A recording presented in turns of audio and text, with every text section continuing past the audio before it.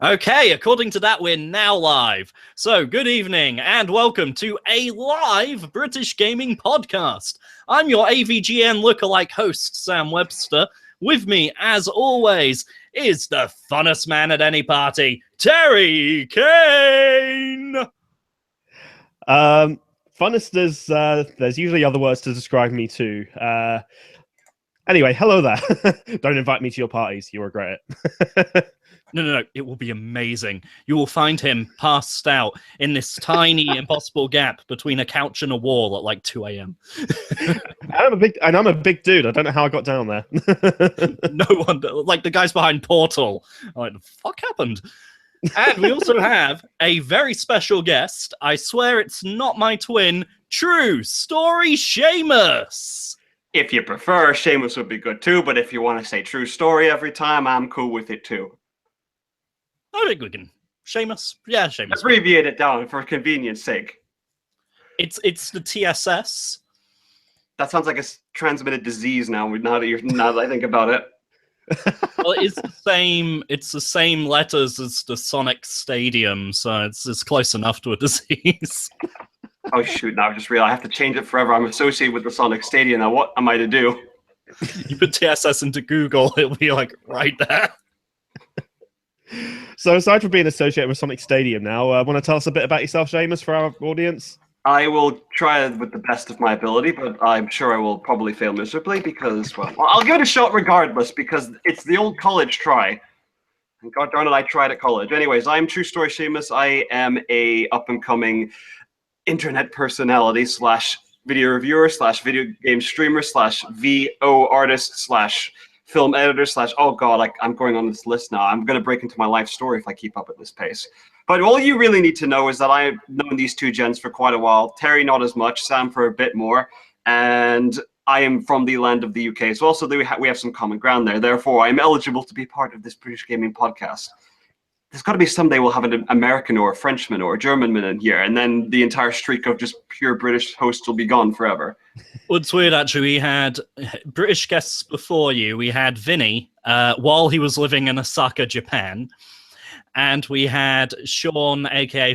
Fateful Coma, a.k.a. Sainted Magnus, while he was living in the Philippines. So our previous British guests have not been in Britain at the time of their guest appearances. So technically they're still British, so it counts. Yeah. Oh, wait, Larry Bundy Jr., he was in the UK at the time he was on. Yeah, so you're the second out of, how many episodes is this? 48 now? Yeah, 48, blimey. Christ. Would have thought someone would have put a stop to this by now. Well, we've only just had our first complaint, so it took about 47, 46 episodes to get to that, so we must be doing something right, I guess. I'm still getting shit about how I handled that. It's not bad, I think. Quite the track record. 1 out of 48 ain't bad. Exactly.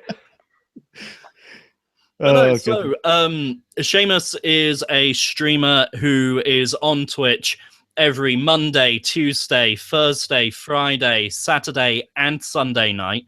How he has the energy for it, I do not know. His streams are always entertaining and energetic, so please do look him up.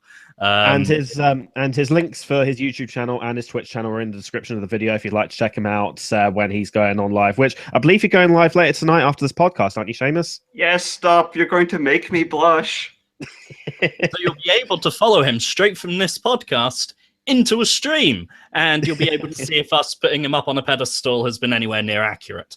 No pressure. Yeah. Oh, of course. Hell no, no pressure. But today we do have a bit of a stream-themed kind of topic that's going on. But do you want to introduce the topic, Sam, or shall I go ahead? Yeah, no. Topic list time. It's about time, right? So, yeah, certainly. We have the... Can you tell we're out of practice? We have the classic what have we been playing this week? Our experiences with streaming. Persona 5 streaming restrictions. Hey! Likewise, some people are getting Yooka-Laylee a little early. There are some early reviews out, but generally people have been asked not to stream that yet.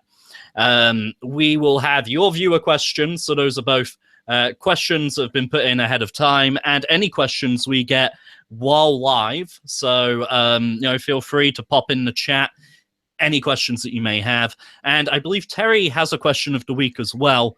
Just to answer a couple of questions. Well, it's the same question twice. Yes, Larry Bundy Jr. was on.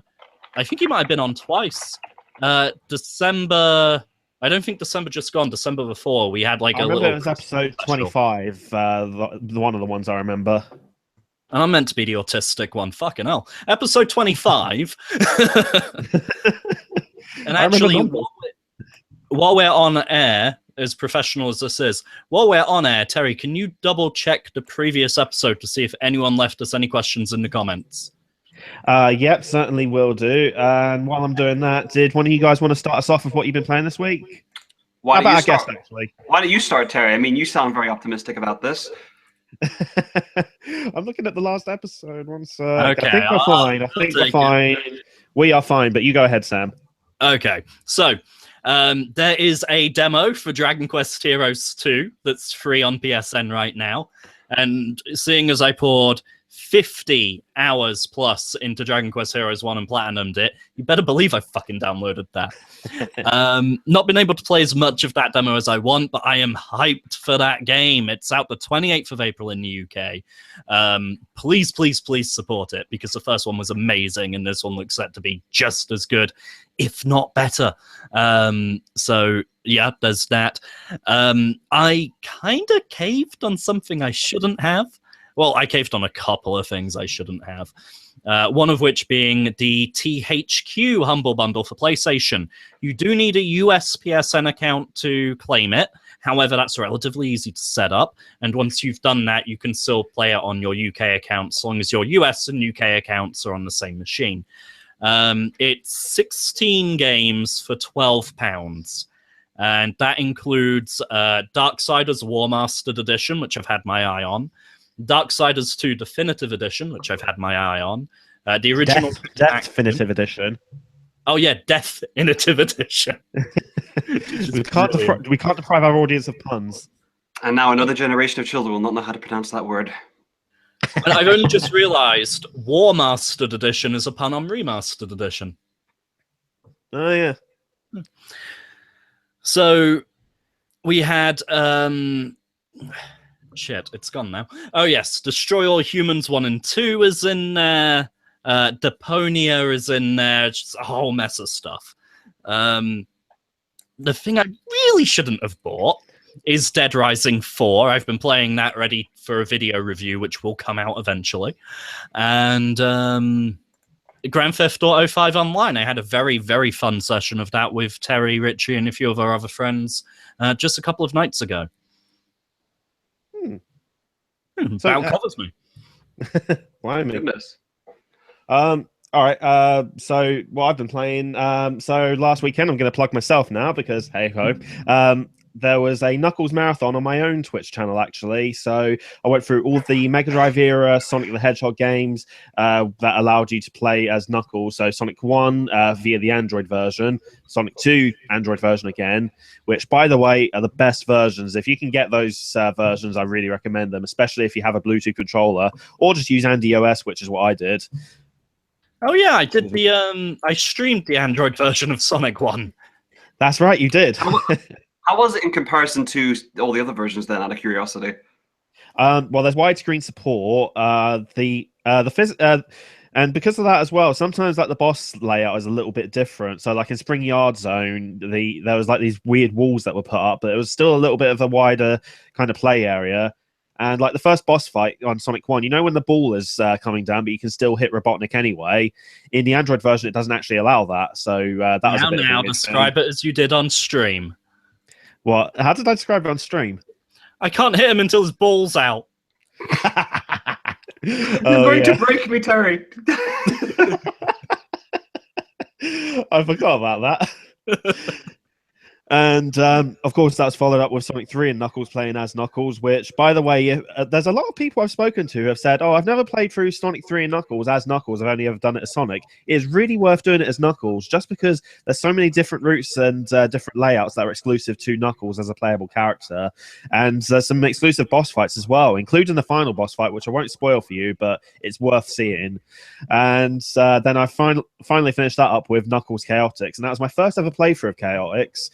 Sam had warned me that it was pretty naff, as had friends of mine, Jack, who I believe might be watching tonight. Hi, Jack. And I actually really enjoyed it. I didn't enjoy it as much as the other 3 games, but it was still okay. It was inoffensive. Following that up, I finished at the end. Sorry? You're an absolute bastard at the end. Yeah, oh my goodness, the final boss. So I freaking owned it. Sam, basically, when he played for it, not so much. I was actually warning him in the chat, and it's horrible because it's on the archive. There's me like, you're not gonna like the final boss, mate. Final boss, fucking hell. You're gonna rage. You're gonna rage harder than Sonic 3D. And then he just owned the boss in one try. Just absolutely made the boss his bitch. Yeah, if you want to check out the archive, that's on my YouTube channel, which is in the description, and I think it's still on my Twitch page, which is t.chaos on there. I've played a little bit of Mega Man Legacy Collection after watching Seamus' streams of it because I was like, "Ooh, let's give that a go," and I cannot bloody handle those games. They are hard. I don't know how you do it. It's sheer force of will and determination, and also lots of lemons as well. Those help too. Lots of lemons. So, when life gives you lemons, Mega Man shoots them. Exactly, shoots them back. When you do, because you did all of the Mega Mans in a row, and some of them were new to you. How was that skill? Were you having some off-camera practice? You just seem to like. I've tried the Mega Mans, and fucking hell, I cannot do what you do. It's because, well, I might have Irish luck in me because I'm part Irish, or 2, it's because I've actually played 9 back when it came out in 2008 on the Xbox 360, so I had a lot of prior experience with one of the harder games in the franchise years and years ago, and I decided... 9 is one of the hard ones? Yeah, actually, 9 can be pretty difficult at times if you don't know what you're doing, because the Robot Masters can be kind of tough to deal with. The stages have some really tricky things to deal with. The bosses are very... I feel a little bit better about myself. Yeah, 9 was pretty hard. A lot of people will tell you that 9 is hard. I mean, some of the Robot Masters, like I think Magma Man and Hornet Man and such, are very difficult to deal with unless you have the specified weapons. But there's ways around it. But let's not go into this whole thing. But I just got good at Mega Man. I started at 1 because you start off simple. You start off with the first one, then you work your way up, and then you learn the mechanics naturally. And you just got to be a bit patient sometimes. And you got to have both patient in terms of platforming and just your anger levels, because you will get mad a fair bit. Oh god, yeah, I can see myself getting proper tilted with them. It's a case of get good. It is. Yeah. It certainly is. That's the thing. The angrier you get, the more mistakes you're going to make. So it's just a case of trying to avoid being tilted and just, yeah. Of course, that's not the only games you've been playing the past week, and not the only games that you play on stream. You've been doing a lot of Sonic. Yeah. So I did. Yes, I did the Knuckles Marathon, Mega Man, finished off Cave Story. Unfortunately, got the worst ending on that, but it's one I'm actually going to come back to in a future stream down the line. Won't be anytime soon because there's other stuff I want to do more prominently, but that one I will do. But even the bad ending of that, it was still a satisfying game to finish. And I played a bit of Dragon Quest Heroes. I got that in that recent anime sale on Steam, and I can see myself getting really into that. And finally, Star Fox Zero. You. Yeah, no, I didn't disbelieve you. That looks like my type of game all through and through. I was just waiting for a good price, and I was happy with that price. Star Fox Zero, I still maintain. I think it's actually a really fun game. Like, a lot of people dislike it because it doesn't handle like 64, but I just tried to sort of trick myself into remembering, well, it's not Star Fox 64, and I've been having a good time with it. Like, Seamus, I mean, we sometimes have weeks where we don't game much, sometimes weeks where we don't game, where we game a whole ton. You, every week, you end up getting through a lot of gaming. That you do, 3 hours a night, 6 nights a week. That's a good sort of 18 hours gaming, at least. It varies depending on game. I mean, sometimes some Sonic games are like about 2 hours to beat. Mega Man, like it varies based on game. RPGs, I can only play I tend to play a fair bit of them. It depends on what I'm playing, if the conditions are right, or if I get stuck at a certain point. So it varies a fair bit depending on what I play. Usually, sometimes it's 2 to 3, 5 to 6. Sometimes, when your system dies midstream, it's less than an hour. It varies very great. Oh, So. jeez. The PlayStation 3. Let's not go into that there. It's come back now, so let's not get into that. There's some people who may be confused. Fair enough. So, when did you get started with streaming? Like, what? Can you remember your first night? My first night, I remember, was back in February of 2015. I was experimenting with this because I was just curious about the platform of just streaming games online, because I already had a little bit of a presence, but I didn't actually do much in video making at the time. So what I did was I figured, you know what, I've been playing Naruto Storm 1 of all things on the PS3. I figured I'm going to just tool around. I have the capture card and everything sorted. I'm going to see if I can actually stream this all right. I remember mucking about. Xenoverse 1 was out at the time as well, so I streamed that a bit. It was only the only people mainly watching were a bunch of my university friends at the time. And there were quite a few number of streams where I was intoxicated to get viewers in that I knew personally, and it worked. I have not done it that much since because I'm very terrible the night after. But I actually didn't do it more. It was just mainly then as experimentation. So I didn't actually get my proper start until around October of 2015. I had a bunch of friends who played. I had a bunch of friends who played Naruto Storm Revolution back, when its online scene was still around, and they wanted to kind of promote themselves, and they figured I would be a perfect place for the streaming platform. I have experience in it, so every Sunday we used to do this, and then I figured, I can do more than just this. So I decided to put in a bit of a schedule. Say, I think the first game I remember doing on a schedule on a consistent basis was Persona 4 on Thursdays, and unfortunately that died after my game save corrupted, so I couldn't finish it. So it's gone from to and from. I've told people do schedules, that helps out. It depends on the person, but since then I've gone more systems. Then I've got a different PC, so I'm able to stream in better quality. I will say this, definitely having connections in streaming is king, because if you have friends who know what they're doing, they can help you out all the bloody time, whether it be quality issues, sound, what right capture card to get, microphones, bit rates, all of that is necessary. What about like layouts to do, or how to set all these things up? You ask people to do it, and then if you're in cahoots with them, you're actually pretty good with them. They'll actually help you out if you help them out in return with another thing. I have a friend who I have to help out with Photoshop sometimes, or maybe VO work in the future. You never know. I always have to help out with them. So it's give and take. That's pretty much streaming in general. You're not going to get big fast. Hell, I'm not big. None of us here are big on Twitch, at least.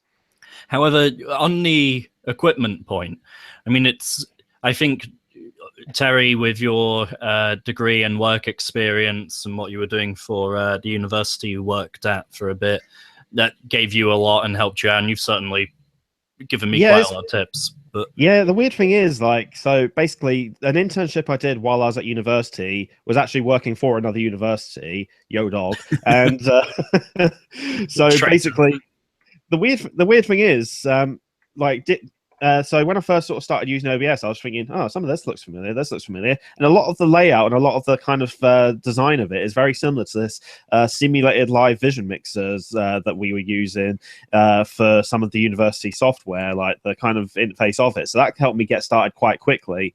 And then I just sort of carried on just playing around with bits and pieces here and there, because I'm a bit of a tinkerer. That's why I'm a PC gamer. That's why, I'm a bit of a techie. I just like playing around with bits and pieces like that. And I've had to do that to deal with, obviously, my terrible connection when streaming as well. So, I'm just sort of finding bits and pieces to kind of optimize. But in regards to the experience, at first, when I started, I think it was basically you and Richie that were just watching me, Sam, pretty much, and then more people just kind of came in. Like, the strangest thing actually was this week I was playing Cave Story at 1 o'clock in the afternoon on a Tuesday afternoon. Bearing in mind it's Cave Story, so it's not one that's that regularly streams these days, but I still had a few people come in, whereas I've played other games in the past that are still quite popular and had 0 viewers. So it's a very strange thing, how Twitch works in regards to sort of building up, I guess, a user base and that kind of thing. But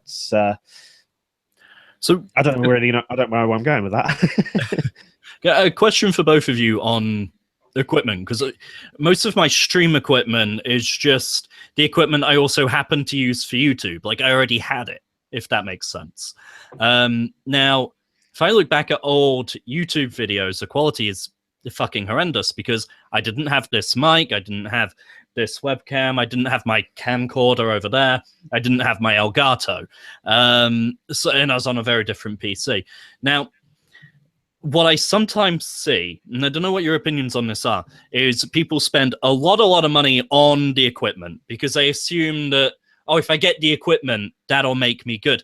And actually, they end up quitting after about a week and selling all the equipment secondhand because the equipment doesn't make the streamer, if that makes sense. I'd much rather watch someone with a crappy webcam, crappy mic, maybe even crappy video footage, but who is entertaining. So I assume, Seamus, you didn't get your equipment overnight either. Would you say that's similar to your opinions, or? It can be, yeah. I usually got most of my equipment from working with just video capture in general. I was just very captivated by it. Since the days of using like old phones, I wanted to capture footage directly, and I had just all this leftover hardware, so I figured I'd use it. The thing is, a friend of mine told me some very good piece of advice quite a few times there. The advice is you come for the streamer and not the actual game itself, because there's a lot of people online, YouTube-wise, maybe Twitter or anything else in regards, and those people come for the person themselves at times. And usually, if you're an entertaining enough person, you have enough charisma, you actually are a people person, you actually will eventually get people like. Yeah, it's the mantra that I live by. It's the mantra of treat yourself how you treat others, how you want to treat yourself. That's pretty much how it is. If you're a peppy person, you actually like to, if you're a considerate person, you can actually deal with that. It's fine. Having equipment just means your stream looks prettier. But if you're boring as sin, no one's going to watch you in the first place. But then there are some fickle people out there who think they will not watch a stream unless it's 1080p and 60 FPS. There are those people, but those, I would imagine they are doing it just to see footage of a new game that's just come out rather than the person streaming it. So it depends on what the person's looking for. Generally speaking, like those 1080p 60 purists, as you might, well, I'll put it, 1080p 60. I mean, I'm an asshole. That's why I don't get many followers. But those elitists, are they the people you want watching? You know, like yeah, like you said, you have to be nice anyway. If you're personable and likable, then people will watch. Now, presumably, you want likable people watching you. You don't want assholes watching you because they're a pain to deal with, right? Exactly. I've had a few people who may have just been intentionally trolling or trying to start shit. You just brush that off because, you know, that's attention is what they want. It's the same sort of thing anywhere. So you just gotta deal with some of the pricks and just make friends with the people who actually are considerate. I cannot tell you the amount of friends I've made through streaming in this past year and a half. So it actually is a very good avenue to make connections, like I said earlier. And you can even get people to motivate them to stream as well. There's a bunch of people I've known who've wanted to stream because I've been streaming for a while and they liked what they're doing and they like the environment, and then we can help each other out. It's just a little community sort of thing. Hello. I think we both got the bug after watching you. It has to be said. Yeah, it's very contagious. What can I say? Is there? You mentioned obviously you get a lot of support. Is there anyone you'd like to give any sort of shout outs to, or? What, other than you two? That was not fishing. No. I gotta look this up because there's a shit ton of people who I've helped out. You know, also a lot of people don't consider as moderating on a Twitch chat themselves, because the chat's just as big as the person themselves. Sometimes people like to actually chat and talk to people as well in the Twitch mindscape. So I have like moderators such as, I think, Tricky Tim, Terry's there. I have a fair few people who have just helped out with that. And having good connections with moderators does help because they can teach you a lot of things as well. So yeah, Tim really knows where. I was going to say, Tim really knows his way around commands and stuff. Like, I see some of the stuff he knows. I'm just like, oh, I need to learn that and that. And I got to say, like, some stuff that's beyond that. The mods very rarely need to seem to step in on your chats. They're very friendly chats. I've not seen anyone try to start anything. I think that speaks volumes. That can be. So, like, in terms of people I want to like promote, I've known someone for like years, or like a year or so. It's Mana the Moner. That's Manah. If you can find her on Twitch, she helps inspire me more so, and I'm in good cahoots with her for a year and a half or so. Then there's, of course, let me just have a gander through. I'm just looking because there's a shit ton. There's Noisy Boy Jr. He was actually motivated by me streaming as well, and he's actually doing decently well for himself. Who else is there? I'm just going through my list. There's Kate Monster. She is a UK streamer as well. She actually has some connections. I actually talked with her a few times in Twitch chat. She seems to be doing quite well for herself. I'm glad on that. Of course, there's Sam Webster and t.chaos who've started recently. You know, they're doing pretty well. You know, I'm sure they'll take off eventually. You know. Yeah, I have been having good fun doing it. I mean, part of my remit for starting out was basically the same for with the podcast. I kind of wanted to sort of, like, I've never been very confident on camera and speaking to an audience, and I have a bit of a stammer going on, which sometimes can come across on platforms like this. And it's sort of been to practice public speaking, but like as a sort of, I guess as an unexpected result, I've been sort of getting this community, meeting people like Seamus and other people I've met in chat, and I've been getting that positive side from it as well, like on top of my, I guess, original mission statement, for lack of a better phrasing. It's very true. Last person I want to just plug is Anto, and some call me Anto or Anto Stream. He's actually quite common on there. He's an artist himself. He's donated a shit ton of money to me and helped actually buy my PS3 again, so I couldn't thank him enough for that too. I got to make him a mod at some point, even though it's hard for him because he has work on, you know, time zones or a bit. I'm sorry, I'm plugging. I apologize. You asked me to plug a few people. That's exactly what I did. It's called a Seamus plug, if you will. Oh, we're in pun territory. That did not take long. To be fair, the title is a pun, so it's going to happen. They're very true.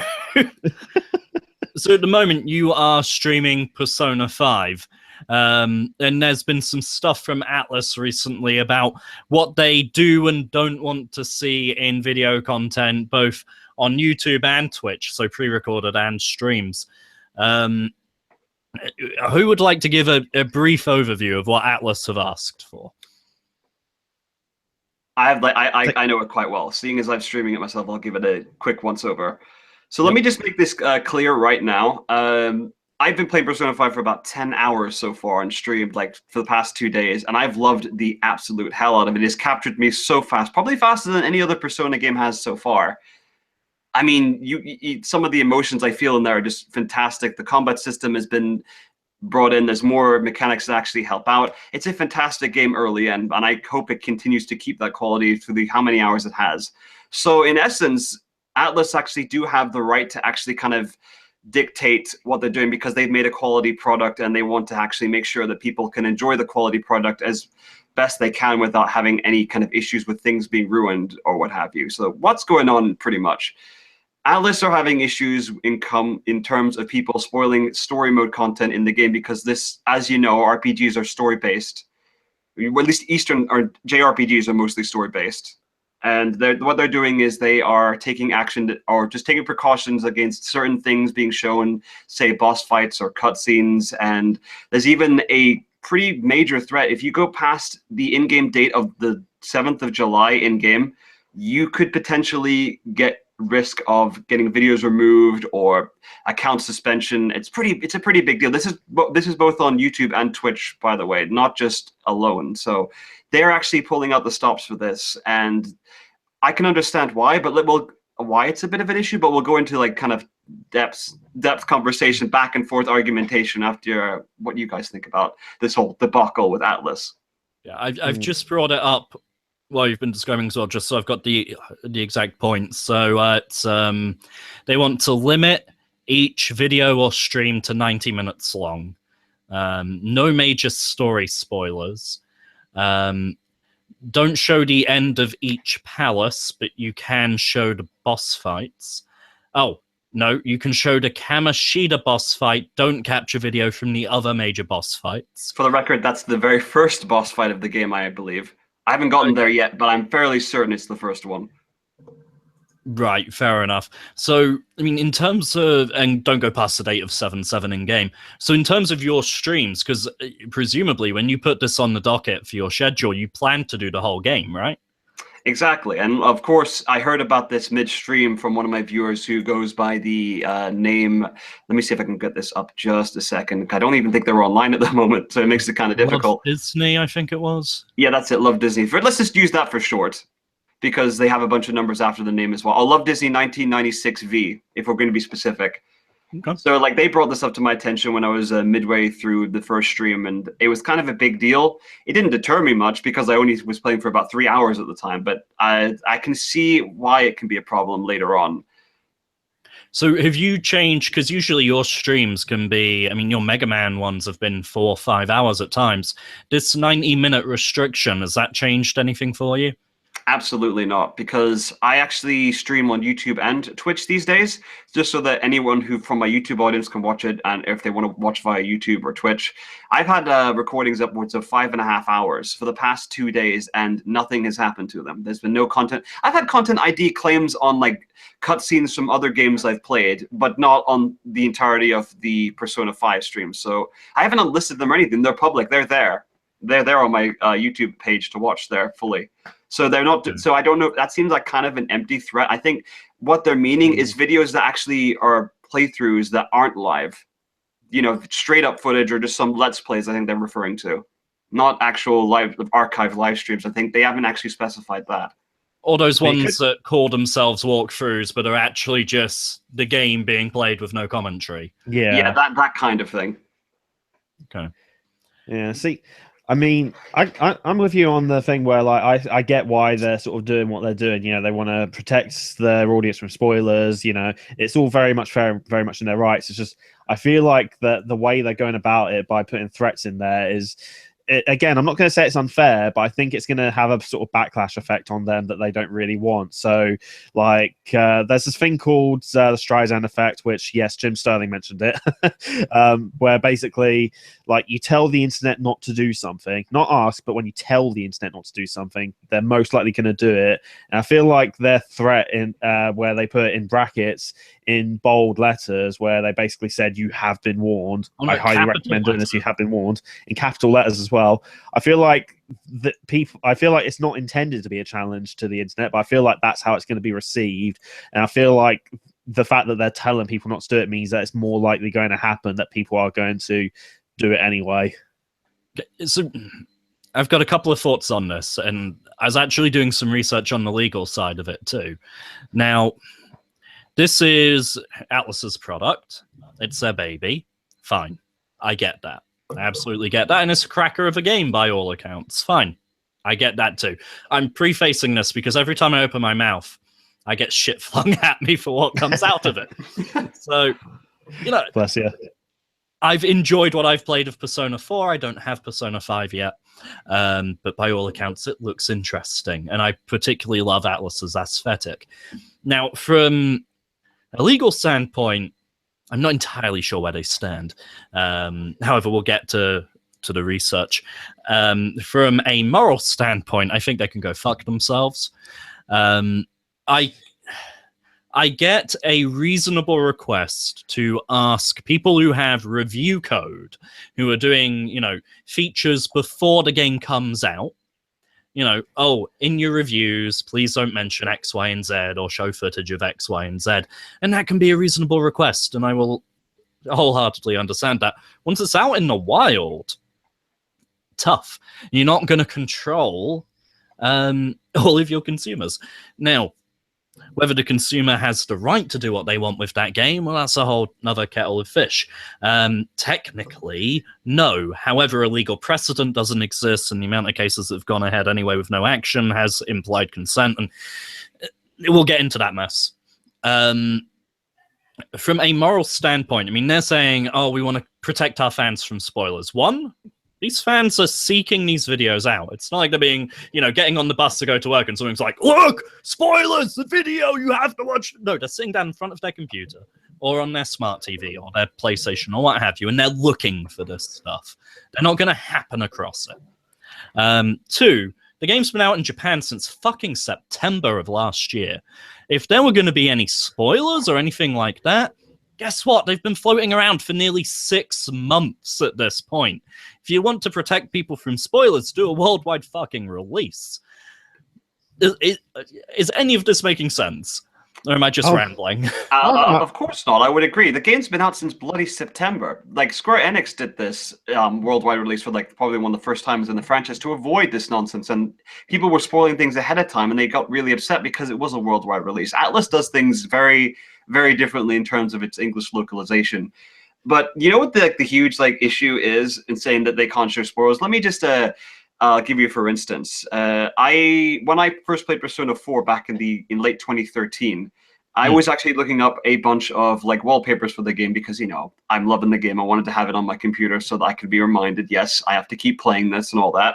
So I'm obviously just looking up wallpapers and all that. And the entire game, I should mention, look, this is not a spoiler for Persona 4, do not worry. The entire game is focused on trying to find a serial killer of some kind, a surreal serial killer. That's the entire motivation of the entire game. And lo and behold, when you're trying to look up certain wallpapers or images just to get these things, you see bloody pictures that sometimes, you know, all the time of potentially who this person was because they're an established character already, which is obvious because that's the point. It has to be someone established. And you see them there and you realize, oh, come on. What's the point anymore? I know who this person is. I know who's doing it. All the mystery's now gone for me. But it didn't deter me from Persona 4. It didn't deter me because some of the stuff that wasn't spoiled for me was fantastic. But the point still stands. People will spoil things regardless. Just look at bloody Harry Potter, for goodness sake. Or maybe, say, God of War was one. Final Fantasy bloody 7. Come on now. People spoil shit all the time. Well, you know, people spoil things all the damn time, especially, you know, if it makes a huge impact. They're going to spoil this stuff regardless, and people are going to get ruined. Trying to put things against that just doesn't make any sense because, again, as Sam said, it's been out since September. If people are going to look it up or spoil things, it would have already happened. People would have done that. It's the choice. Again, let me just give this point clear. There is whenever you're watching a game on stream, especially or a video, especially an RPG story game, it should be up to the it's inside your head. There's a viewer's discretion inside your head, knowing if I'm watching this, I am going to be spoiled for everything that I see in this game. I know this, but I want to watch this because I'm curious about the game or what have you, or I want to watch the person playing it for their reactions. That's fine. So it's up to the prerogative of the viewer themselves to view it. It shouldn't be down to the publisher or the developer to actually, you know, force people into do something like that. It's down to the person watching it. And on that note, the entire game of Persona 5 is focused around trying to break free from the conformities of society and being a rebel to the cause. There's a brilliant tweet from someone called The One True Nobody on Twitter, and they summarized this entire situation in the best way I've ever heard or seen. And the tweet is as follows. Atlus makes a game about rebellion and then asks the gaming video community to obediently post only certain things. Irony. Brilliant. It's like GTA Online banning cheaters. Oh, irony. And the thing is, do they really think intimidation tactics are going to work against the internet? So they're threatening to get people's channels suspended and taken down. What I'm thinking is, since when were they YouTube? Since when did they own YouTube? Hey, right. They don't own YouTube. Advertisers own YouTube. I think that's abundantly clear. So the issue we have is that you know how copyright strikes against music, for example, work. Yeah, if you've got a copyrighted song in your video or stream, then it can be, it can be taken off, it can be taken down. That's copyright infringement. You do not have a license to use that song. Yeah, Seamus, for that reason, you took song requests out of your streams recently, isn't that right? Because, well, I can't stream on YouTube because of that for specific games. Well, on Twitch, it's not too issue because all they'll do is just mute the audio and the video will stay up regardless. Okay. So when the game itself, when you buy a game, you do not own the game. Essentially, what you own is a license to play the game. Now, this is where it gets tricky. Legally, when it comes to streaming and Let's Plays, the closest parallel that you can find is the performance of a play.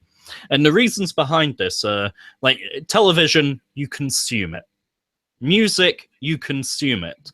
A video game, you interact with. So the argument for fair use, for example, is that it's transformative. Like you said, a lot of the time you're there for the streamer, their personality, not the actual game itself. And that was what a lot of people went along with. However, if we are essentially, if you're there to see someone play through the game, because the game has pre-scripted events, it can be seen as a performance of the game. Are you with me so far? Yeah, I get it. Right. So you are performing the game for an audience. So much like a play, you would perform it for an audience. And with a play, you didn't write the script. Ergo, whoever the copyright holder of that script is, you need a license from them. You may need to give royalties to them and a cut to them. So likewise, with a video game, it theoretically should be the same situation, in that you should have a license to perform their copyrighted work, because you didn't write the story, you didn't make the 3D character models and art, you didn't program it, so on and so forth. Now, this is not to say that I am against streaming or Let's Plays. Hell, I do them myself. I enjoy consuming them. I don't get half the stuff I meant to get done in the evenings done because I end up watching Seamus. It's I'm very much for Let's Plays. However, I can see legally where they've got their argument. Now, the only counter that we currently have is something called implied consent, wherein it's sort of one of... Have you ever heard the expression, well, if you're gonna send me to prison, you have to send all of us to prison because we're all doing it? Can't say I've heard of that one before. No, and like you've never been in a particularly rebellious classroom where it's like, you want to send him out for having his phone out? Well, we've all got our phones out. What are you gonna do? Send the entire class out? Not really. I mean, most of us in school are quite, like, you know, I didn't really go to public school, so I'm like the minority. I guess I'm like the 1%, I suppose, of just, you know, of just metaphors or sayings, I guess. Okay. Well, so it's implied consent is essentially, look, this person was doing the exact same thing. They were doing it prolifically, and you left them alone. And as soon as you do that, you imply that you are aware of what's going on and okay with what's going on. Ergo, it's fair game for everybody else. In that regard, I just had a gander at the Twitch page, and I did see at least one or two people, I think, actually streaming Persona 5 past the 7th of July, and apparently they're still up. So in that logic, people would be able to do the same thing. Because more than one or two people are doing it, and it's a sort of thing. So people say, if they can do it, why can't I do it? It's a simple sort of thing. Yeah, I think it's unenforceable. But, and this is a big but, and I think it's going to happen, and I'm surprised that hasn't happened already. I certainly think it will happen within the next 2 years. I think that a major lawsuit needs to take place. And you know what? I feel for whoever it ends up being. It'll probably be a big YouTuber or a big streamer that gets... you know, possibly PewDiePie, who, you know, built his back on Let's Plays. And I think that it needs to happen because the ruling for that will set a legal precedent. And then we will be out of hypotheticals. We will be out of ifs, buts, and maybes. And we will be into the realm of, okay, well, we do have a case study now. Right now, the closest we have is a video about a baby dancing to a copyrighted song. And it was ruled that it was fair use. And the Ninth Circuit stated at that time that a copyright holder must consider fair use before pursuing action against somebody. And that was a major win. The problem is you've got to prove that they didn't consider fair use. So they could just turn up to court anyway and be like, yeah, we thought about it. Yeah. The thing as well is like if they're going to be trying to use means like DMCA takedowns, content ID, and that kind of stuff, they can't really be using it selectively because they're saying that they want to avoid spoilers in this instance. So does that mean that they're only going to be doing takedowns on Persona 5 videos where it's past that point? Because the whole purpose of these means is to protect one's copyright. And if they're only doing it past the 7th of the 7th, then that in legal terms would be seen as, you know, basically malicious. Really, it would be. It would be. So I looked at this. Because you told me a little bit about what you were thinking before, and essentially their argument.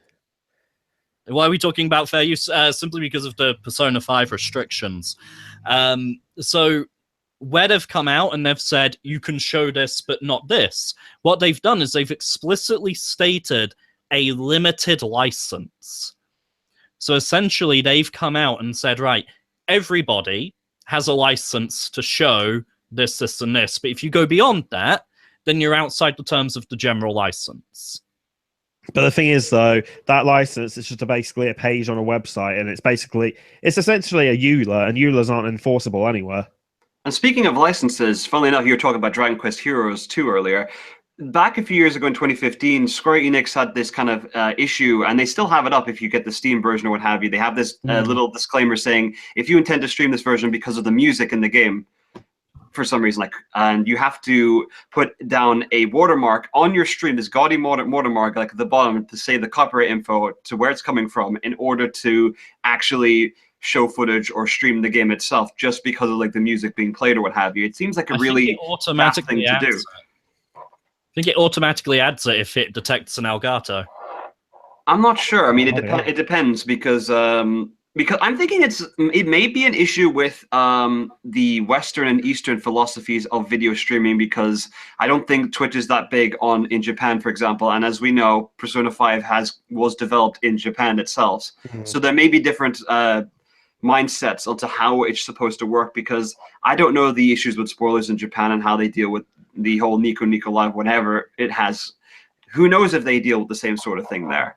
Sometimes the copyright laws are more lax. That's why we see so many Western references in so many bloomin' things. I mean, there's a persona based off Zoro in the game, and he's literally it has 2 R's in the name. Come on, it's like Zoro is technically a copyrighted character in that sense, and obviously they can get away with it because it's a thinly veiled thing and they changed 1 letter, whatever. There's so many things like that. I think it's just Japan's stance on video streaming in the West, their child. That's the issue here, I think. Yeah, I mean, if you look at how Nintendo are with video streaming and YouTube videos of their content as well, I mean, that says it all, really. I mean, when you think that a lot of Nintendo games aren't very story-driven, apart from, say, Zelda, for instance, like they're more focused on an analog experience in terms of gameplay. If you look at stuff like Mario as the obvious example, you know, it's not going to be the same experience watching it as it is playing it. And then if you contrast that with a company like Telltale Games, for instance, that, as far as I know, correct me if I'm wrong, but their newest Batman game that they did, there's actually a streamer option where you can actually vote on what the choice is that you make. Bear in mind, that game has very little... Yeah, bear in mind, that game has very little like direct analog gameplay compared to something like Mario. It's one of those experiences where you're just there for the story, but they've encouraged streaming like that. It's kind of interesting, the contrast culturally there.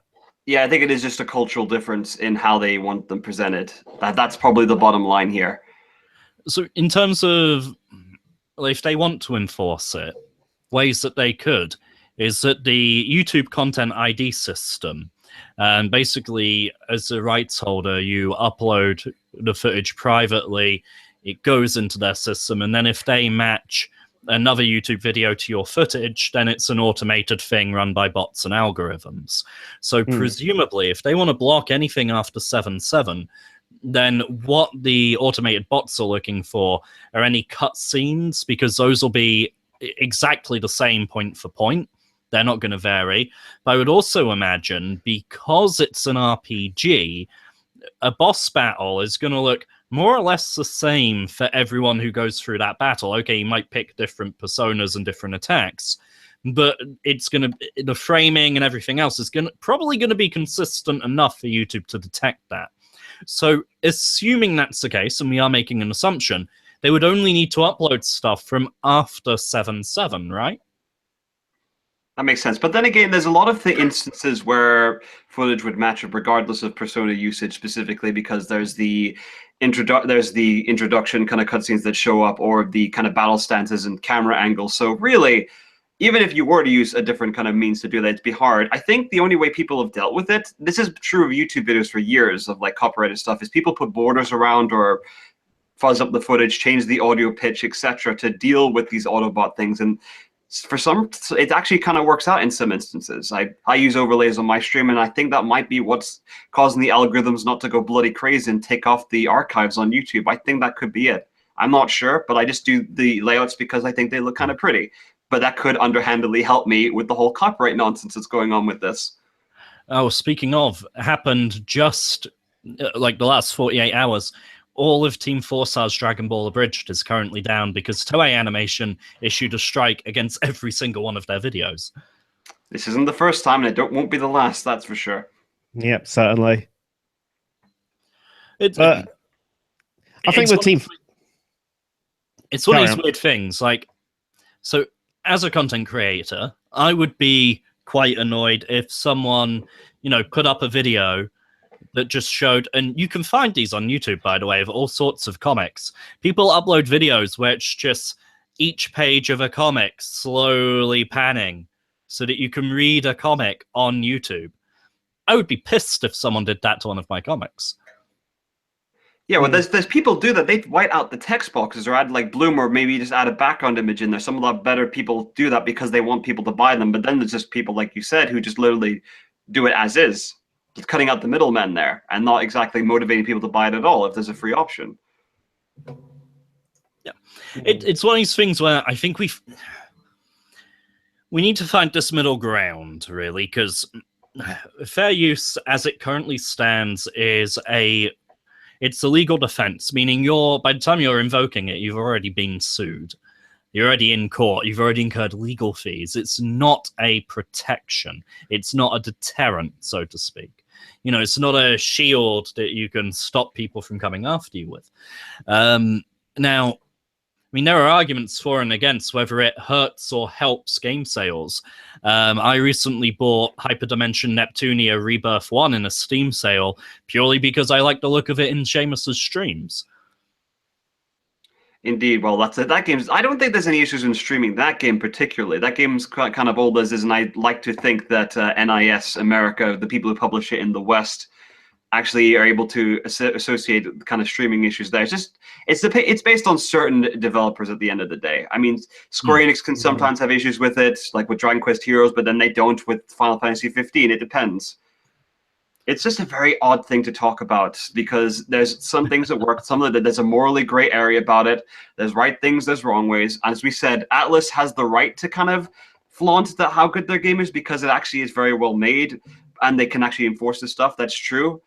But it's down to the viewer themselves. That's the bottom line. It shouldn't. A developer doesn't need to enforce that sort of thing unless it's a certain circumstance. If that's the case, do what like Sega did with like Phantasy Star 3 for absolutely no reason. It's like porn. Porn is very easily available on the internet, but that doesn't mean you have to ban porn. It was Phantasy Star 3 on the Saturn, right? What happened with that? Yeah, wasn't that one like literally all kind of footage of that game was taken down by Sega like a few years ago? It wasn't just Phantasy Star 3. I think it was Shining in the Darkness as well, and Shining Force. Oh yeah, what Sega did was they took down a bunch. They took down a bunch of videos with content of their games because it was making it harder, supposedly, for their official trailers and their official footage to be found in YouTube search results. So they shut people down to purposefully manipulate the algorithms and improve their own search results. Fucking literally that, yeah. It's messed up. It's like it's just pretty bad. Like, and again, just going back to the fact that they're being threatening about this, like your channel could be taken down. Like you're threatening potentially people's livelihoods, really. And I know people can make the argument of, we'll get every old job then. But it's like, well, yeah, okay, say that if your job makes you redundant. That argument falls flat on its face. Not only that, but remember when people were like, oh yeah, we're going to do TV and radio, and they were just like, oh, get a real job instead of trying to fucking entertain people. It's just a new form of entertainment, people. That's all it is. Yeah, seriously, just grow up if you have that perspective. But I watch more YouTube than TV. Same here. Same here, yeah.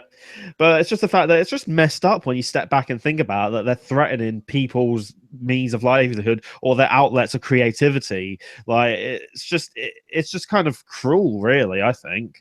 And like if you look at how other developers are handling it, they're handling it so much better. Like the ukulele developers. I was waiting for that segue. Hooray for segues! As soon as you said about approach, I was like, fucking here it comes.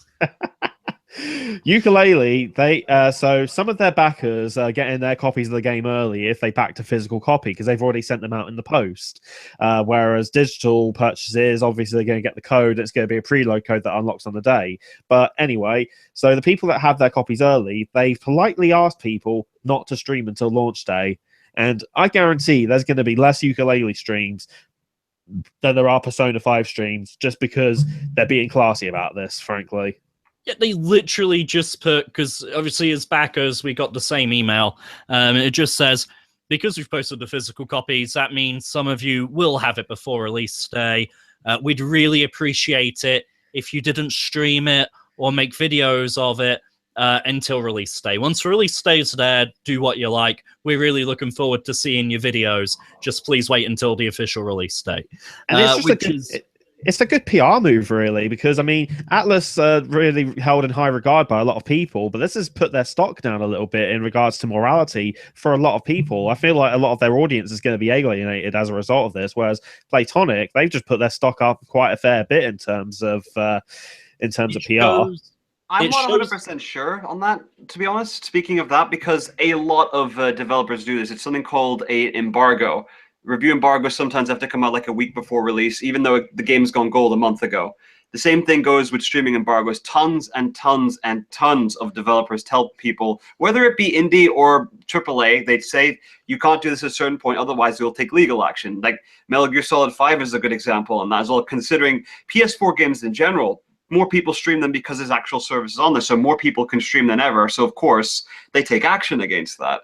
It's embargoes and it's standard practice. It's just and of course, Playtonic are going to take people, like, maybe block people down who actually show footage that isn't part of a embargo or who weren't sent review embargoes a long time ago. So it's nothing new in my mind. I just think that they're dealing with it with a little bit more class and sophistication and just warning people ahead of time, because some people just don't realize if they get their copy. Because keep in mind, AAA games, they don't come out to mass market. This is an indie game that was given out through Kickstarter and getting codes through Steam or what have you, so more people may accidentally have access to it as opposed to some other stuff that some people could go past. So in that sense, what they're doing is making sense. I think it's mostly about the approach. Like, yeah, and also the timing. This is very much a request. It implies that they have some respect for their audience, which goes a long way with me. And two, it implies confidence in the product they've made. So Yooka-Laylee is getting middling reviews.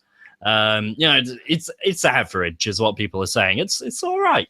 Now, for me, everything I read, it sounds like exactly what I backed, exactly what I wanted, and I can't wait to play it. It sounds like exactly the game I backed is exactly the game I will get. But when people are saying, oh, don't show anything past here, you immediately think, well, why not? What are you hiding? What are you ashamed of? What are you hoping we don't see until we've already paid for it?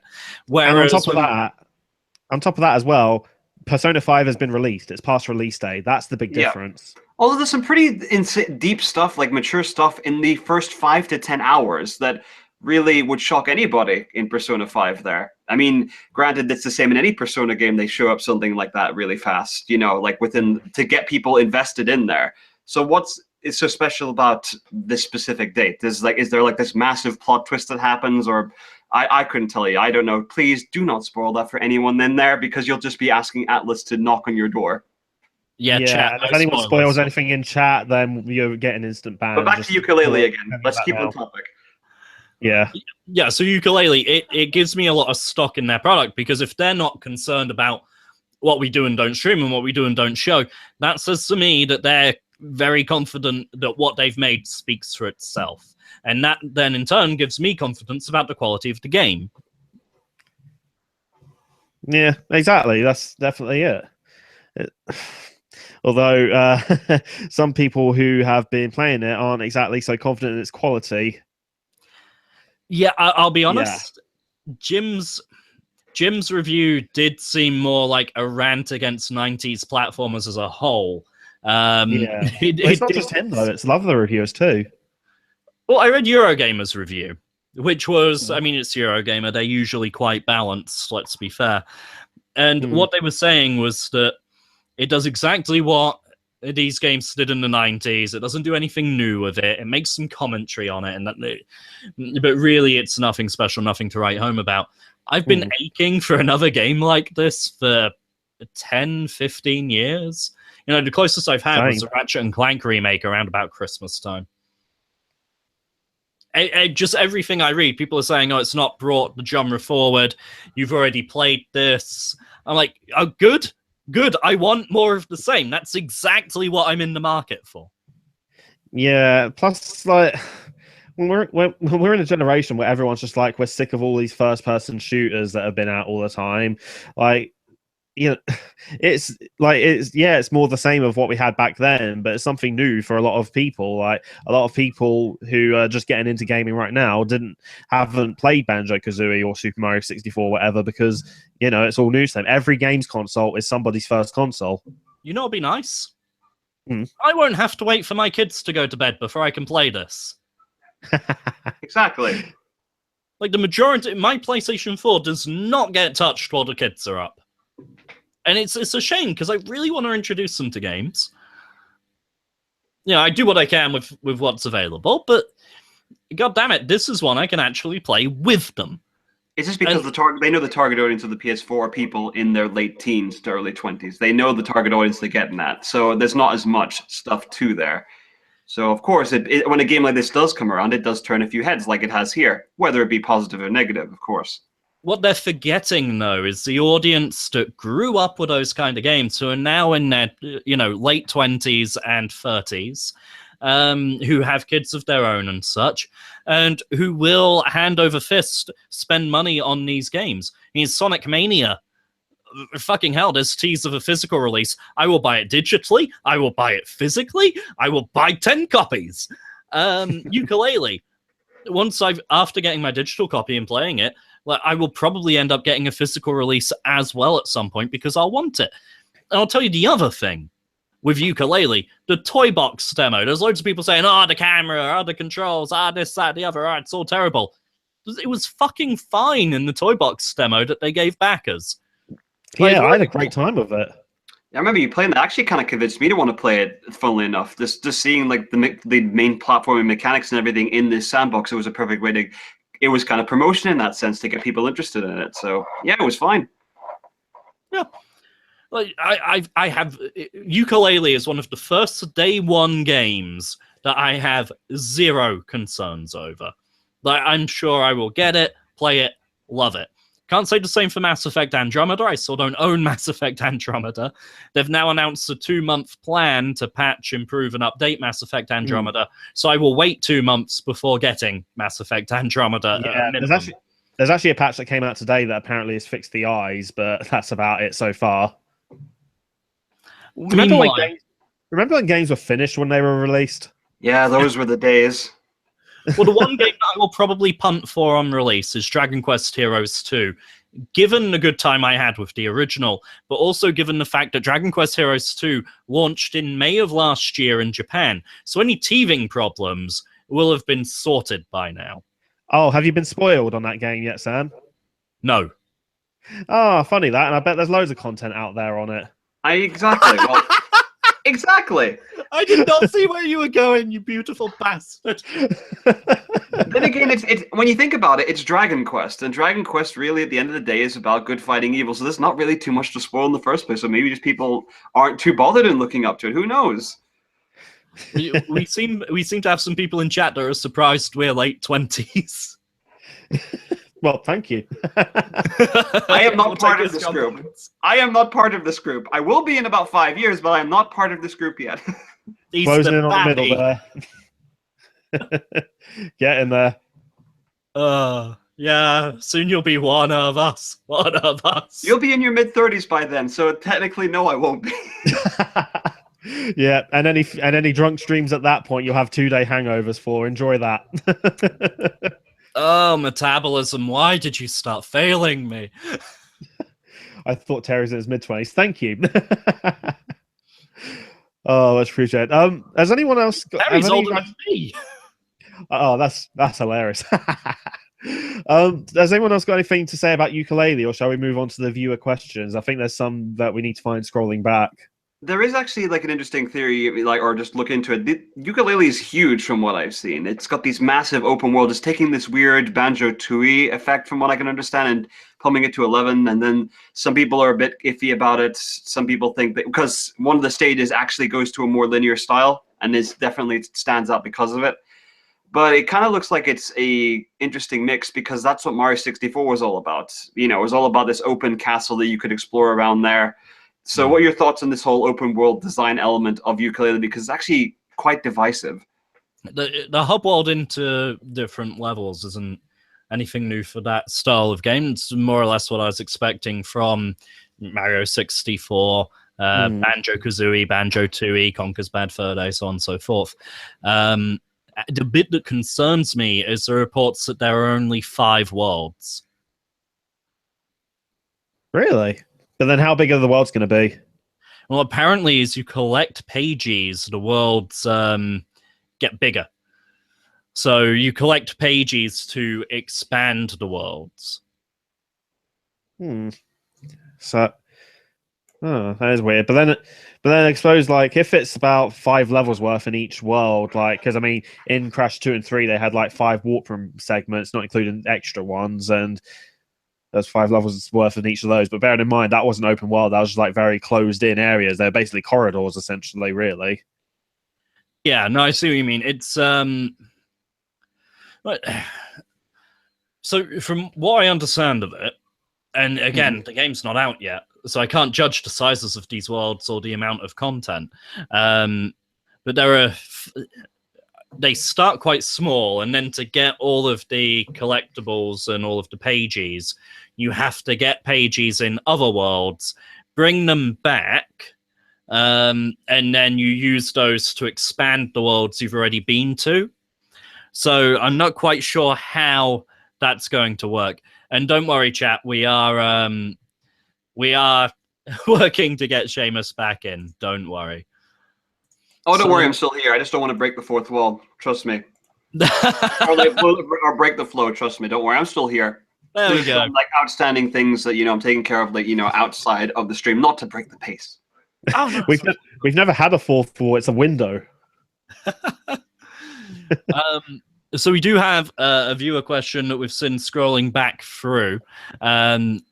So to all of us, have we ever had any technical difficulties on stream? There's a reason they call me the missing no of Twitch. No one calls you that. I've had a couple of people call me that. Who? Seamus, you called me it before? I think so. Yeah, I might have. Yes, I did. I think. Yes. Who else called me that? One person call you that. No, there was a couple of people in chat on one of my streams as well. So yeah, I've had issues thanks to Virgin Media's internet, which I've ranted about enough already. What else? There was one time, this wasn't on my current stream account, but a while back, I was monitoring my stream on a Twitch window while also streaming at the same time, and the desktop audio was capturing my internet browser, so I was coming through twice. Oh, man. Yeah. Oh, that was embarrassing. And someone like came in and was like, "What the hell is that weird noise?" Because it was just all kind of jambling up together, and it was weird.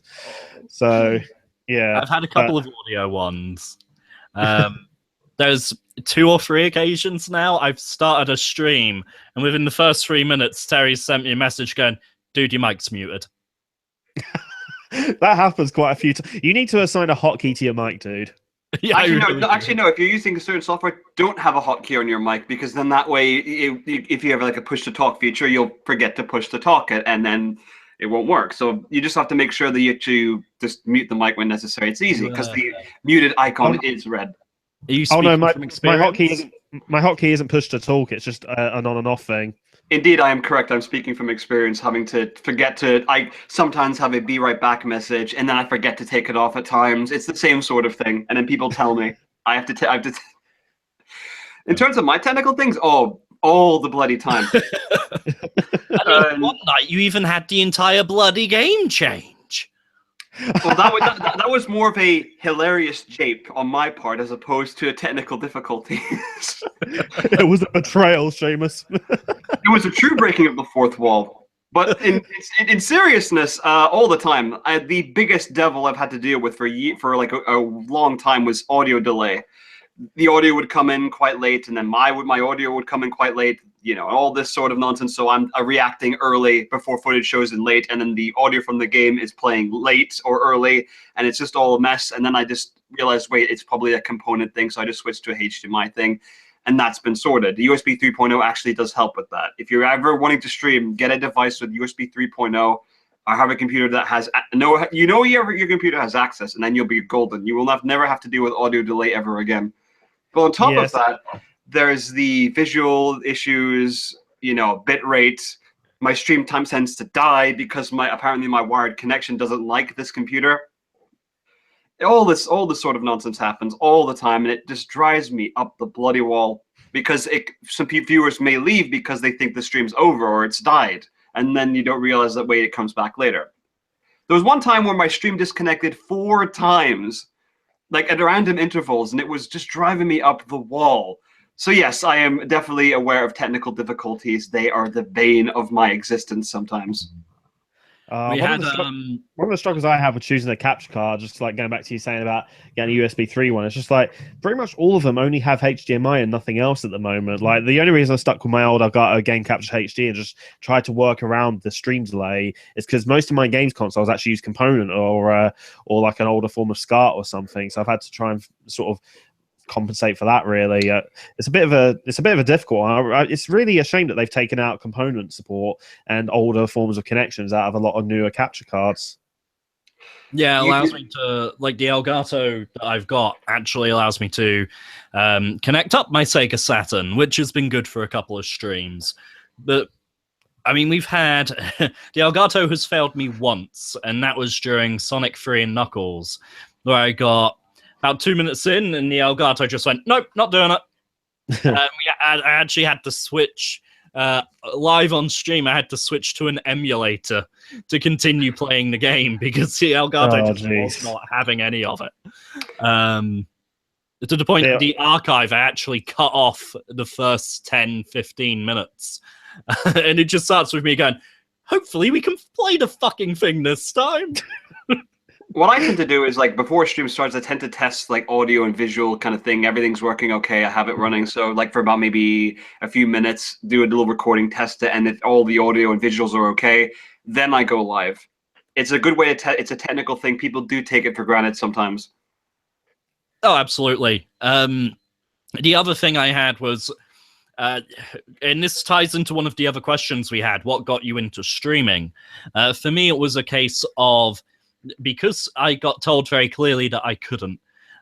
So we were on ADSL only out here in this village. It took a very long time to get fiber, as listeners of the podcast will no doubt know. So I tried to stream Spelunky. And my God, you want to talk about frame rates? It was showing maybe 1 frame per 4 seconds. Jesus. It was like really watching a Microsoft PowerPoint presentation. It's just watching the PowerPoint presentation of your summer holiday in the caves and caverns. That just happens to be Spelunky, yes. That was the stream. So it was sort of one of those things where once we had fiber available, and once I started paying a lot more money per month to have a stable fiber connection and a good upload speed, I was like, well, I gotta fucking use it now. Yeah. How about you guys? Because it was the question we had was to all of us. What got you started? So what was your inspiration to do it for the first time? Again, for me, I guess it's just like I said before, just sort of trying to build up my public speaking ability. I used to do a radio show back when I was at university on a station called Hub Radio down in Bristol. That helped quite a bit. Then I started doing my own video content and the podcast with Sam and Richie and everything. And it's just something like, because we were not doing a podcast for a little while, and I also wanted to do something involving me actually playing games on top of talking about games, I figured, well, let's do that then, because when it comes to reviewing, it's like I've wanted to do reviewing as well for a little while, but I just never get around to it. And because I'm join us. It's fun, isn't it? I know the feeling. Yes, I sometimes procrastinate a lot on reviewing work too. I have made the excuse of I haven't had the hard road, but now I do. I have no excuse. I'm just lazy now. No excuse now. Get on with it. But on top of that, for me as well, like because at the moment I'm finishing off my university degree, and because I'm doing a lot of analytical writing and that kind of thing, I feel like I'm sort of exerting all of my mental energy into that, and any extra stuff I want to do, I just really don't feel like doing, because like I'm doing my dissertation right now, and you guys know what that's like. Oh God, yeah. The same expression at the same time. It's bad enough we've got very similar hoodies and the same glasses. Yeah, there's a comment from Tim. Terry isn't wearing glasses. Sam isn't wearing headphones. Seamus doesn't have a beard. Oh, that's from an earlier question. Someone earlier up said, if Terry's the oldest, how come he's the only one who doesn't need glasses? Because he actually knows how to sit back enough away from a television, like, whoa, yep, we're good now. My eyes are fine. They're set. Yeah, well, you saw how chilled out I was on Sonic 3 and Knuckles. I was just loving it. Loving life. Oh, fucking hell. How chilled out you were on Sonic 3D. I've just never seen anyone that calm during that game. Oh, Sonic 3D, good God. I'm actually going to revisit that sometime, but do the PC version. Oh, please try the Saturn version. Maybe. Well, the PC and Saturn versions are basically the same. But I want to see you do 3D half pipe. 3D half pipe. Yeah, PC's got that's yeah, on PC's got 3D half pipe Blast as well. that's on 3D Blast on Saturn. They have the 3D half pipe. Yeah, they got it on PC too. It's the half pipe on that as well. No, it's a completely different special stage on PC. Nope. Well, it's a different special stage. It's a different like look and design, but it's still a half pipe. It's a half pipe, but it's a shit one. We can go on to the fact that the half pipe has been used all the time. It's in Sonic Rush, for goodness sake, as well. Yeah, Sonic Rush, Sonic Heroes, Sonic Generations 3D, Sonic 4. Yeah, Sonic 4. Well, episode Sonic 2. 4 episode 2. Yeah. Yeah, where Tails is called a wanker constantly. We've got a couple of... Well, we've got two questions that have been asked, which are essentially the same question. So, Tim asks, what's the best game you've played? Not your favorite, just the best. And further up, there was a question of what are your top the first three? Game you played as well? Yeah, so near the top was what are your top three? So I'm just going to merge that into one question. I'm going to look up the chat a little bit, see. I think there was a bunch of questions early on, so I'll have a look there while you guys are answering. In the meantime, top three games: Sonic the Hedgehog 2, Final Fantasy 9. I thought that was going to be easier than it is. Sonic the Hedgehog 2, Final Fantasy 9. Batman Arkham Asylum, the original Dead Rising. They're probably leapfrogging each other all the time, those two. I can't see the question that says top three games. It was quite a ways up. I can't even remember who asked it now. I think it might have been Ravenous Dragon. Ravenous Dragon. Oh, fucking hell, this was all way up.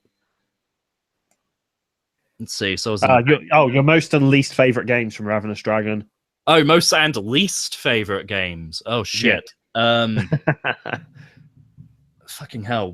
What games do I hate? Sonic 3D. And then you were going to say Sonic Spinball.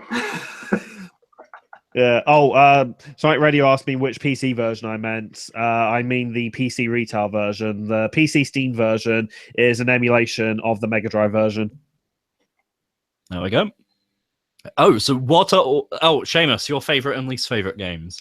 Okay, this is going to be kind of tough, because it's like picking children, my non-existent children. I have to pick my favorite games ever. It's very, very difficult to do so. A lot of it's nostalgia-based. Well, One would be Persona 4. Funnily enough, I played that like 3 or 4 times since like the past 3 years since I've played it. Roundabout first played it. Dragon Quest 8 is definitely up there too.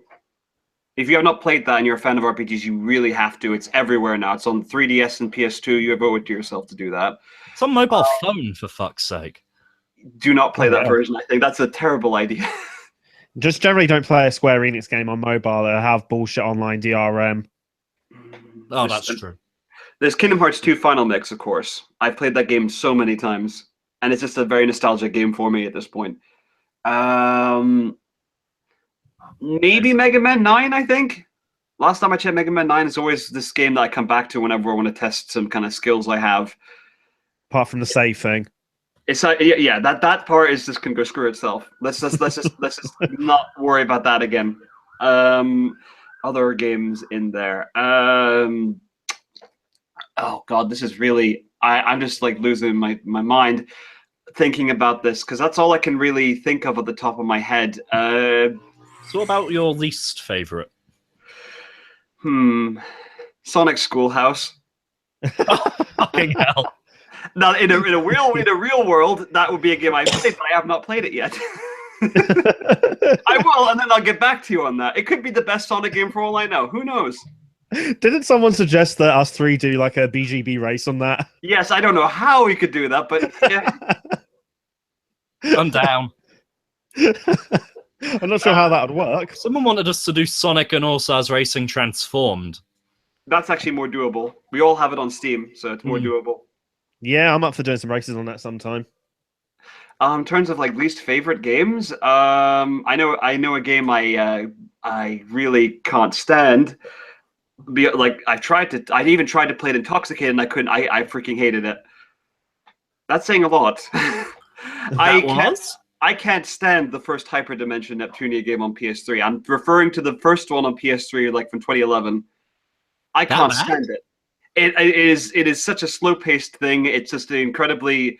It's not really subtle in there. The combat system is one of the worst I've ever seen in an RPG. It is just atrocious, and the pacing of the game is just god awful. If I could burn a PS3 game, I'd probably burn that one, which is ironic considering now I actually love this series now, and because I played the remake, so I guess. And ironic that a game in that series burned your old PS3, basically. Exactly. It's like me ripping and burning on this thing is just great. I could say Sonic 06, but that's too easy, and that game actually is so enjoyable because it's how terrible it is. So would you say either of those are the games you have raged hardest at? Oh, hardest at. I've raged hardest at like all the Naruto Storm games because of the online play or what have you. Or you could just name any online anime game I've played. I rage hard sometimes. Oh yeah. Sonic fucking Spinball, enough said. Oh yeah. Jesus. Oh god. Favorite games. I'm gonna put Sonic Generations up there. I've put about 70 hours into that, I think. Like I've got about 50 hours clocked up in my Steam version. I think actually no, I think it's probably more than 70 hours. It's one of those games. Favorite games? Huh? We did that. Favorite games. He didn't actually mention his favorite yet. Yeah, you two did yours. I haven't done mine. Oh shit! Sorry. Always forgetting me. God, I feel so treasured. Yeah, Sonic Generations. Definitely Sonic 3 and Knuckles is probably up there. Something other than Sonic. Christ, it's hard to Crash Bandicoot 3 is definitely up there. Actually, I'm always torn between 2 and 3. 3 Crash Bandicoot 2. 3 always edges it slightly for me. I think 3 definitely for me. It just has so much more in it. The power-ups, the time trials, more levels, aesthetic variety. Yeah, I think it edges it for me. Should we say one more? And I think Seamus is already looking at the thing here. Seamus has already picked it. Okay, and then I've got my question of the week. Yes, absolutely. So you despise Terry, please let us see you get a little bit frustrated. You're too happy.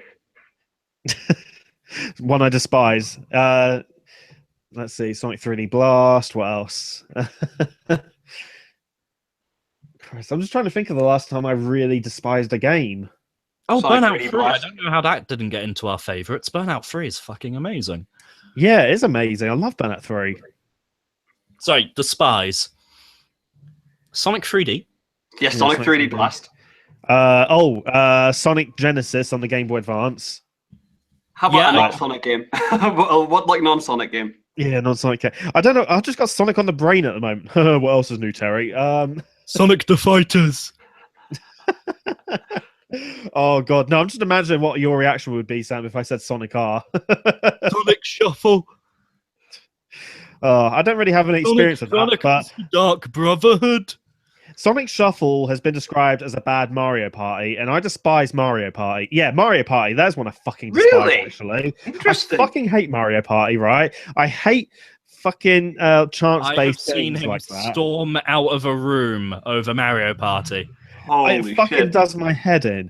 So basically, you're on that fucking board game segment where you're just like, wait, it's like, oh, I'm going to press a button, it's going to throw some dice. Oh, this is so fucking fun. And you're doing that for about 80% of the fucking time, and the rest of it is mini games, which pale in fucking comparison to Crash Bash. Crash Bash fucking wipes the floor of Mario Party. Done. You forgot something about the mini games. What, Burning a hole in your hand.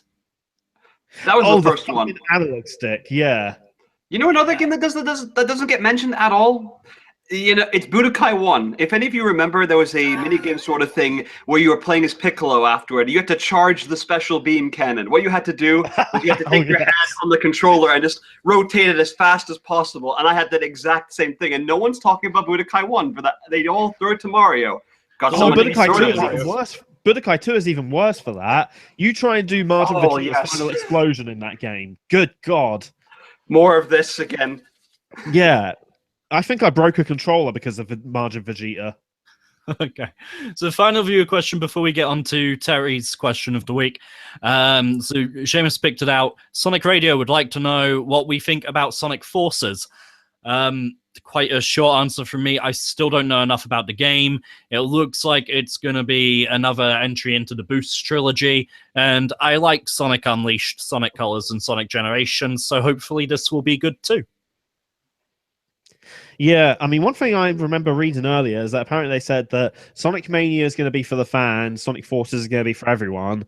And I was thinking, oh, great, so what kind of gimmick are they going to put in? Because whenever they said for everyone a lot of the time, they usually had some gimmick in there. But they said the same thing with Colors, and Colors turned out good. So fingers crossed, and the gameplay footage of it looked kind of fun. So I'm hoping it's good. I'm very cautious with my ambitions for this game and my excitement for this game.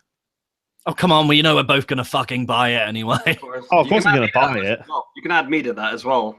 Because you guys talked about this before and I haven't, so I can go a bit more in depth. And I remember actually getting excited for the stream itself, which ended up being on a bloody phone. And Yeah. that was just brilliant. But when we got high def footage, I was like, okay, this looks somewhat decent. But what is this trying to say exactly? Why is classic Sonic here? Why are Wisps here? They aren't needed here. It's like, why are they just throwing things here that are unnecessary, really? But it does look like a return to form for like the Boost series, because we haven't actually seen a series in the Boost games since Sonic Gen, if we're being honest, because Sonic Lost World tried to do something different. That didn't work. So they're obviously going to go back to what they knew people liked. Yeah. If you want to hear about Sonic World, just go and check out Sam's channel. He knows all about it. Thanks for the plug. It's what we call a Seamus plug, after all. Hey! I will turn that into a catchphrase if it kills me. Links are in the description. You've already got by the way. plenty of catchphrases. So as far as it looks pretty decent, but what we saw was less than a minute of footage, so there's really not enough to judge here. The music sounds pretty much catchy as can be. They posted the main theme, which was pretty neat. It has that kind of catchy Sonic vibe to it and a bit more of a serious nature to it. But I'm just not too sure how the hell's classic Sonic going to fit in. It just feels like they're shoehorning him in. That's the impression we got when we first saw the game back in July of last year, and that's the impression I'm still having now, despite not seeing him. Because it worked in Generations, so let's do it again. But if we're being honest, that's what Mania's all about. People who want to go back to Mania, then just do that. That's for the fans of there. Why bring classic Sonic back again? As much as people love him, and as much as I love him, they already have an outlet in Sonic Mania for classic Sonic. So why bring him in Forces? I felt like classic was pointless in Generations, to be honest. Like every time I go back to that game now, I just go to modern Sonic straight away. Just to answer one of the stream queries, the reason there's a Google logo on the stream isn't due to sponsorship, but is due to the fact that we use Google Hangouts to actually live stream with all of the webcams and mics. It's just the simplest way of doing it. I'm sure it was just a joke. It probably is, but for record, you know. True, pose law. Just in case. So, Terry, what was your question of the week? So, to fit in with the streaming focal point of this discussion, my question is, if you could name a game that's ideal and feels made specifically for the purpose of streaming, what game would you say most fits that description? Spelunky. Spelunky? Oh, really? Despite not streaming it yet. How come? Outside of a slideshow presentation stream, aside from that. Yes. That's a game I really should stream, because I'm okay at it, and the level generation means that you can learn it because there are set patterns and to the rooms, but you'll never get the same levels twice. So it's always a new experience for you and the viewers, and it's more about the skill, and also just hilarious shit can happen. It's great. It's good for improv, unscripted, and you can sort of. It's not a long game. I mean, there's an achievement for beating it in 8 minutes. And there's stuff you can go for, like hell routes and things like that. So it's very good for, you know, you can do a 5-minute stream, you can do a 5-hour stream. You know, it's flexible, and it's something everyone can engage with and enjoy. For that reason, I think Binding of Isaac also works very well as a stream game, even if it's not to my personal tastes. Oh, like Tim said. Good exactly like Tim. After all. Yes.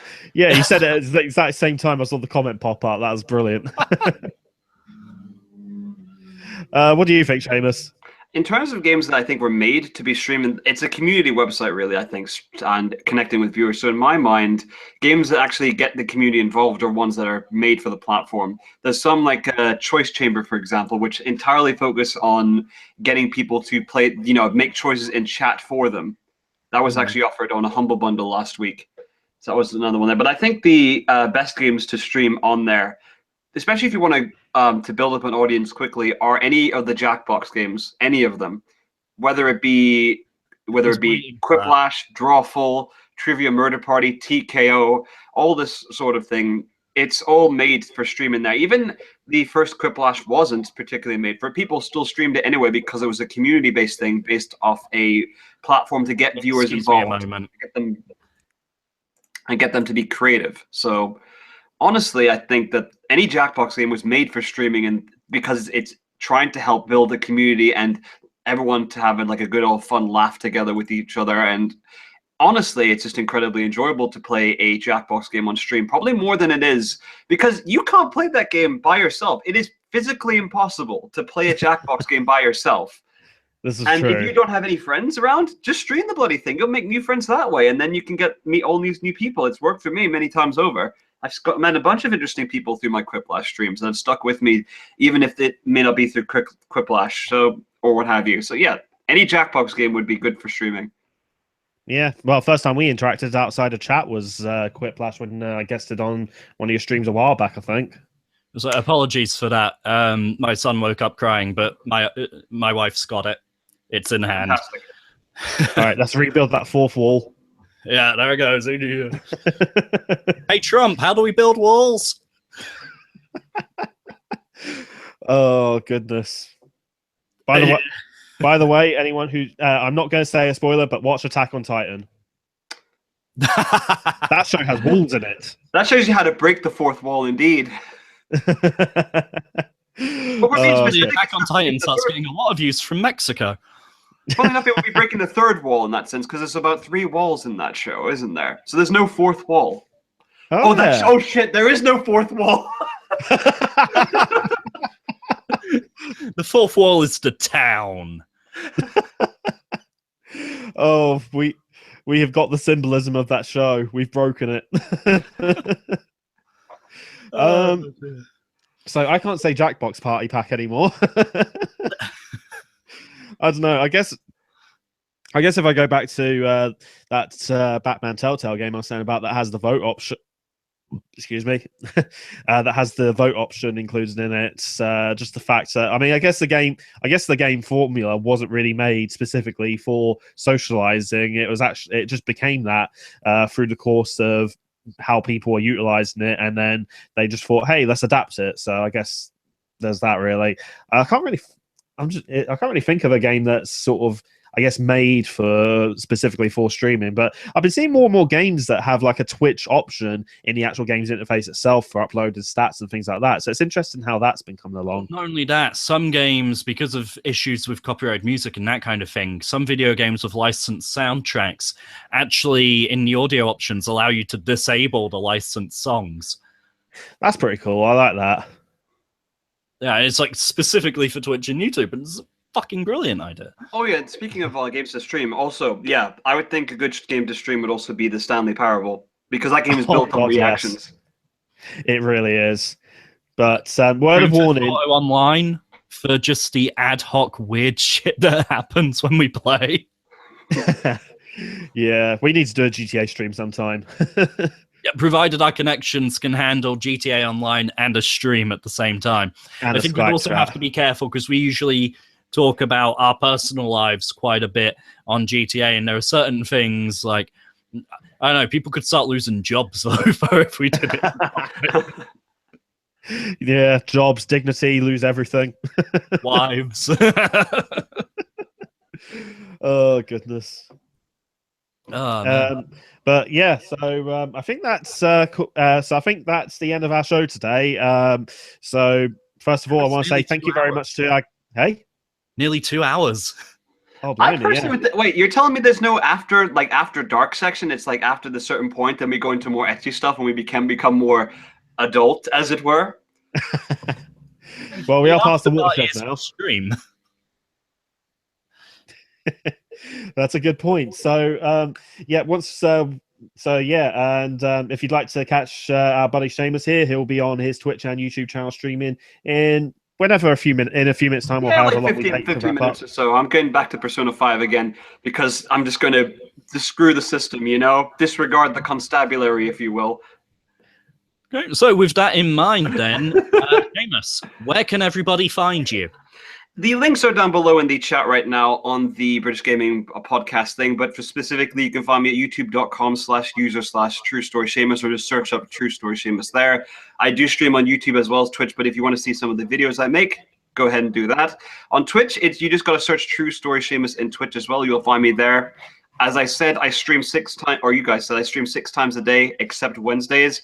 The games I play are in this order. I do Mega Man on Monday, Sonic games on Tuesday. Wednesday's my day off. Thursday, I play a Hyper Dimension game because for the lulz of it. 5, I've added Danganronpa now because you guys enjoyed that whole story thing. 6 is Persona 5, or Saturday's Persona 5, because that's still quite good now. And I want to pace myself so that maybe when the time comes that they may be a bit more lax with it, I could actually get past a certain date if I play the game weekly. And last but not least is the Quiplash streams on Sunday, which are done through the Discord chat and channel, which I also have. And also Terry has a Discord chat as well, but he'll give you more details on that afterwards. So if you want to join the chats on Sundays when we do that, there's a little bit going. And I think I've waffled on a bit long. So concludes the Seamus plug for today. And yep, if you'd like to chat to us outside of stream, we also have a Discord chat as well. It's called Terry's Chaos Realm, because I made it for my own Twitch channel, but Sam and Richie and Seamus are all moderators on there, so they basically get to kind of say what they want on there pretty much anyway. So that link for that is in the description as well. Do what? I'm too lazy to make my own. Exactly. I forgot to mention I stream at 6 p.m. GMT right now. Just thought I'd let you know. Those of you in alternate time zones. Good shout. We also have a public Steam group as well, and the link for that is in the description. Group/British Gaming Blog for under the Steam community. And so, if you'd like to find any of your fellow viewers to add and chat to for sorting out online matches and that kind of thing, maybe even join me on an online match. I don't know if Sam would want to join randoms or not. Then you're welcome to do that on there. And we also have our social media links on there as well. And I think that's all the plug-in for that. Sam, do you want to say anything to wrap it up? Yeah, sure. So I've been Sam Webster. As always, you can find me on Facebook and Twitter as at SJWebsterArt. It's the same for both platforms. I am on Twitch as twitch.tv/SJWebster, and YouTube is youtube.com/AfroBlue. That is AFR0BLU3. Made in the days where Leet Speak still wasn't fucking cool. I don't know what I was thinking, but I'm stuck with it now. You know, I always liked the name Afro Blue. Am I also part of 1% in terms of, you know, using Leet Speak? I actually always liked the name Afro Blue. Yeah, well, before I met the other half, my hair curls up really tightly, and I tried to grow it, but instead of going down, it just went out. And my favorite color is blue. I pretty much wear blue all the time, so that kind of spoke for itself. So yeah, now you know. But I don't have an afro anymore, even though my favorite color is blue. But a lot of people are called just blue, so... And final shout outs to our audience who joined us tonight. Thank you to Ravenous Dragon, Sonic Radio, scrolling down, Tim Banana Droid. I think all of the Theodore Sakia fans. Everyone who joined is Seamus's fan. And You're of course, man. And of course, thank you very much to our guest TrueStorySeamus for joining us tonight. I've been Terry. Sam. Oh, right, you wanted me to jump in. Yeah. I've been Sam, and our special guest has been... some bloke with a webcam and a microphone who happens to stream games 6 times a week called TrueStorySeamus. Thank you very much for joining us tonight, everyone. Good night.